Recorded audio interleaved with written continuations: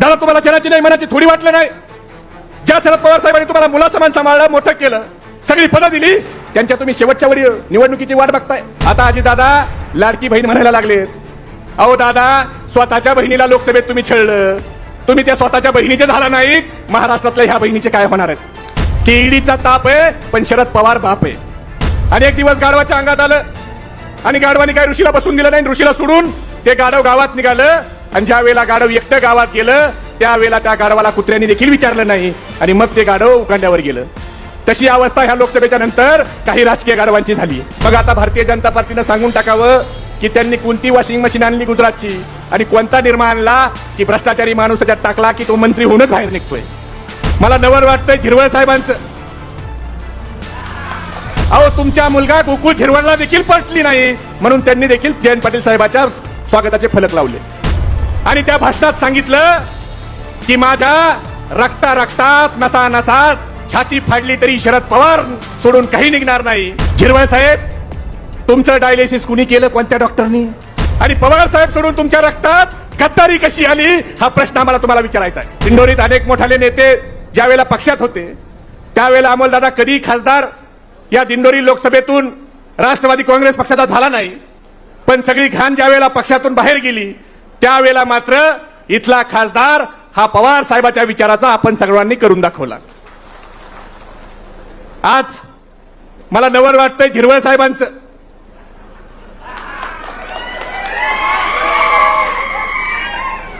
झिरवळ साहेब तुम्ही 21 जून 2023 ला भाषण केलं आणि त्या भाषणात सांगितलं की माझ्या रक्ता रक्तात नसा नसात छाती फाडली तरी शरद पवार सोडून काही निघणार नाही.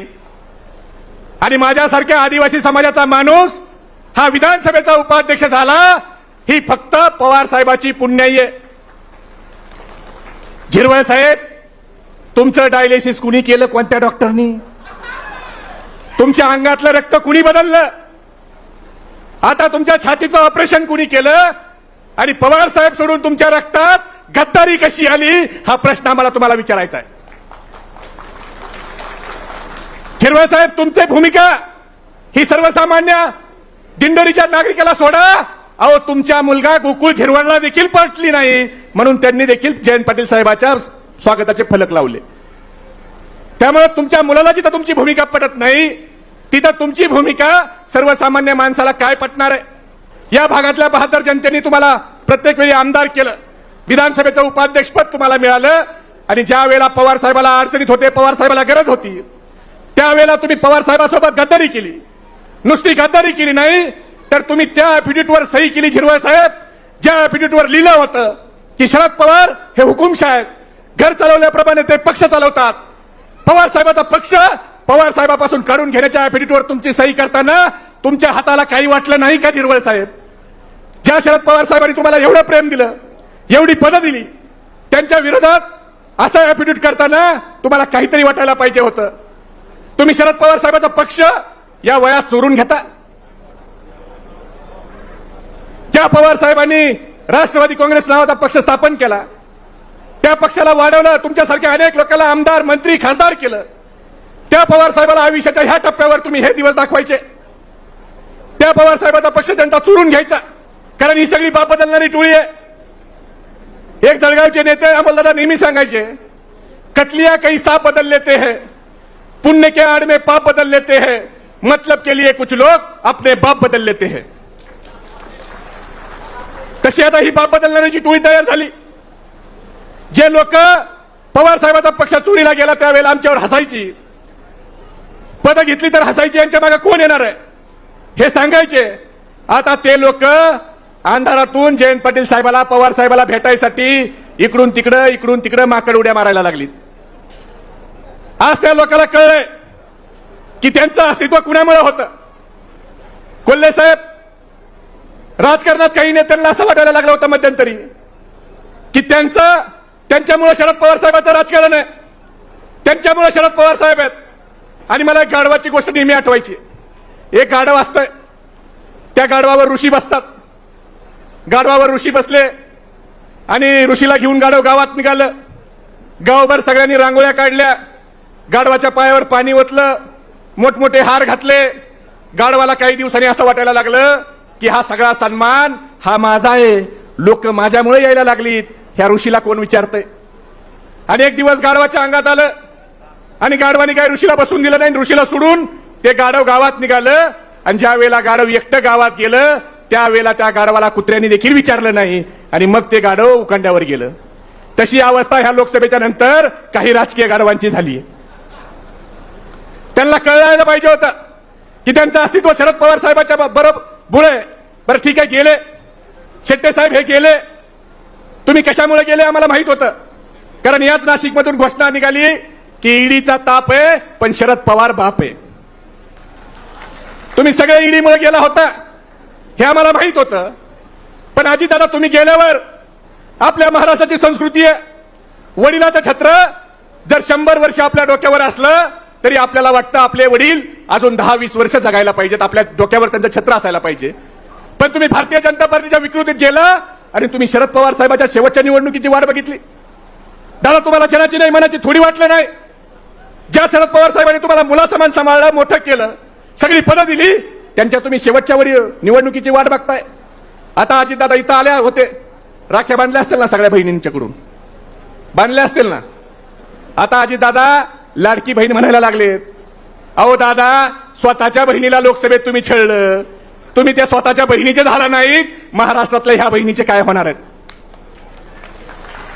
आणि महिलांच्या बद्दलचा आदर तुम्ही आम्हाला शिकवू नका, सांगू नका, कारण आम्ही त्या पवार साहेबांच्या विचाराचे कार्यकर्ते आहेत. ज्या पवार साहेबांनी जिच्या हातात पाळण्याची दोरी, तिच्या हातात झेंड्याची दोरी द्यायचं काम जर कुणी या देशात केलं असेल तर ते 33% स्थानिक स्वराज्य संस्थेत देशात सगळ्यात अगोदर आरक्षण देऊन महिलांना हे शरद पवार साहेबांनी केलं. म्हणून चारोस्करताई तुम्ही जिल्हा परिषदचा सभापती झाला हे शरद पवार साहेबांच्यामुळे झाला. पवार साहेबांनी हा कायदा केला म्हणून आमची महिला भगिनी सरपंच होऊ शकते, नगरसेविका होऊ शकते, जिल्हा परिषद सदस्य होऊ शकते, पंचायत समितीची सभापती होऊ शकते. मुलगा मुलगी समान म्हणून चालत नाही, तर वडिलाच्या संपत्तीमध्ये 50% वाटा हा मुलीला द्यायचा कायदा हा शरद पवार साहेबांनी केला.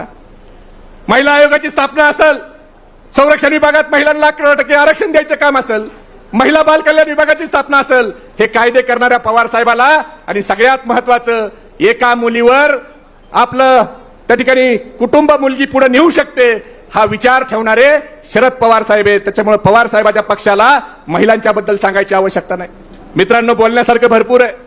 आपले अनेक प्रकल्प त्या ठिकाणी घेऊन चाललेत. कोणताही प्रकल्प उचलायचा गुजरातला घेऊन जायचा. आज महागाईवर बोलत नाहीत, बेरोजगारीवर बोलत नाहीत, पण आज ह्यांना पक्ष चोरायचे, पक्ष त्या ठिकाणी पळवायचे, नेते फोडायचे, हे एकच मेव काम हे भारतीय जनता पार्टीने केलंय. आता इथं 71,000 कोटीचा भ्रष्टाचाराचा आरोप देवेंद्र फडणवीसांनी कुणावर केला होता? काका, कुणावर केला होता? ते अजितदादा आज कुठे आहेत? हे ह्यांचे उपमुख्यमंत्री भुजबळ साहेबाला 2.5 वर्ष जेलमध्ये ठेवलं महाराष्ट्र सदन घोटाळ्यात. ते भुजबळ साहेब आज कुठे आहेत? ह्यांचे मंत्री मुश्रीफ साहेब ज्यांच्यावर ईडीच्या रेड पडल्या ते ह्यांचे मंत्री, प्रफुल्ल पटेल ते ह्यांचे राज्यसभेचे खासदार. मग आता भारतीय जनता पार्टीनं सांगून टाकावं की त्यांनी कोणती वॉशिंग मशीन आणली गुजरातची आणि कोणता निर्मा आणला की भ्रष्टाचारी माणूस त्याच्यात टाकला की तो मंत्री होऊनच बाहेर निघतोय. म्हणजे ना खाऊंगा ना खाने दूंगा तुम्ही म्हणत होता. त्या लोकांची आता अवस्था अशी झाली, वो निकले थे तवायफों के कोठे बंद करने, वो निकले थे तवायफों के कोठे बंद करने, सिक्कों की छनक सुनकर खुद ही मुजरा कर बैठे. आज सगळे भ्रष्टाचारी कुठे आहेत? ते भारतीय जनता पार्टीत आहेत. मित्रांनो, आपल्या सगळ्यांचं मी परत एकदा आभार मानतो. आणि ज्या लोकांना वाटत होतं पक्ष संपलाय त्या लोकांच्या जळजळीत कानाखाली भगरे सराला खासदार करून तुम्ही त्या ठिकाणी लगावलेली आहे. आणि उद्याच्या निवडणुकीत माझ्या मनात शंका नाही की इथला खासदार हा पवार साहेबाच्या विचाराचा होणार आहे. कारण भगरे सर तुमचं एक आदर्श उदाहरण आहे. जनशक्ती विरुद्ध धनशक्ती ही निवडणूक झाली आणि ह्या निवडणुकीत जनशक्तीला लोकांनी विजयी केलं. नुसतं विजयी केलं नाही तर 1,24,000 आपले लीड आणि पिपाणीवाल्याचे 1,03,000. म्हणजे महाराष्ट्रात राष्ट्रवादीत सगळ्यात जास्त लीड जर कुणाची असेल तर ती भगरे सरांची आहे. वोट के साथ तुम्ही त्यांना नोट देखील दिली आणि एक नवीन आदर्श त्या ठिकाणी घालून दिलाय. धन्यवाद. जय हिंद, जय महाराष्ट्र. कोल्हापूर येथील शाळेतील निष्पाप मुलींचं शोषण करणारा आरोपी अक्षय शिंदे हा पोलिसांच्या चकमकीत ठार झाला. आरोपी अक्षय शिंदे याने पोलिसांच्या गाडीतून रिव्हॉल्वर हिसकावून पोलीस पथकावर गोळीबार केल्याचं समोर आलंय. महबूब शेख यांनी म्हटलंय की बदलापूर घटना ही खूप गंभीर आहे. त्या आरोपीला जगण्याचा अधिकारच नाही. अधिक चांगलं झालं असतं जर त्याला फाशी दिली असती. या सगळ्या गोष्टीत पोलिसांवर संशय निर्माण होत आहे. आरोपीच्या हातात बेड्या नव्हत्या का बाहेर आणताना, अशी विचारणा त्यांनी केली आहे. तो काय टुरिझमला आलेला होता का? मुळात याच्यात वाटतं आरोपी अजून कुठे जाऊ नये म्हणून पोलिसांवर दबाव होता का? कसाबने कधी तुमची रिव्हॉल्वर काढली आहे का? कसाबला फाशी दिली गेली? कसाबपेक्षा हा सराईच गुन्हेगार होता का? कसाबला कधी रिव्हॉल्वर काढता आली नाही? कसाबपेक्षा याने चांगली ट्रेनिंग घेतली होती का? बिना हातकडीचा मुख्य आरोपीला जेलच्या बाहेर काढणाऱ्या पोलिसांना अगोदरच डिसमिस केलं पाहिजे. याला सहजासहजी मारून देण्यापेक्षा चौकात फाशी द्यायला पाहिजे होती. त्याला मरण आलं असतं हेच चांगलं आहे. त्याला फाशीचं मरण आलं असतं तर कायद्याच्या चौकटीत बसून मरण योग्य झालं असतं. काहीतरी दडपण्यासाठी हे केल्याचं वाटतंय. तुम्ही त्याचा हात मोकळे सोडले, तुमची रिव्हॉल्वर येऊन काढतो कसा, अशी विचारणा त्यांनी केली आहे. दरम्यान नरहरी झिरवळ यांच्यावर महबूब शेख यांनी जोरदार हल्ला चढवला. अजितदादांनाही चिक्कार दुखलं. आता महबूब शेख यांच्या या भाषणावर तुम्हाला काय वाटतं? तुमचं मत कमेंट बॉक्समध्ये लिहायला अजिबात विसरू नका. व्हिडिओ आवडला असेल तर जास्तीत जास्त शेअर करा. आणि आतापर्यंत मराठी जनता आपण आपल्या या चॅनलला सबस्क्राईब जर केलेलं नसेल तर चॅनलला सबस्क्राईब करा.